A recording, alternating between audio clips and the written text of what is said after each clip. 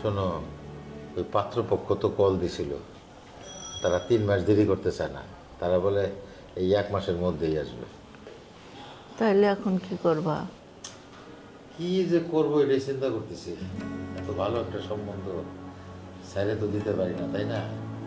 আর ছেলেটা সব দিক থেকে ভালো, আমার মিলি সুখী হইব। তোমার ব্যাংকে না কিছু টাকা আছে, এটা তুলো।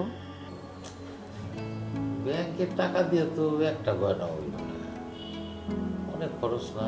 কমিউনিটি সেন্টার ভাড়া দিতে হবে, লোকজনকে দাওয়াত দিতে হবে, গ্রামের লোকজনও তো বলতে হবে না। তাছাড়া বিয়ের আগে তোমার চিকিৎসা করানোর জন্য। টাকা কে দিব? এর আগে মিলির চাকরিটা হইয়াও হইল না, টাকা চাইলো বইলা হইল না, আমার চিকিৎসা শেষ করতে পারল না টাকার জন্যে।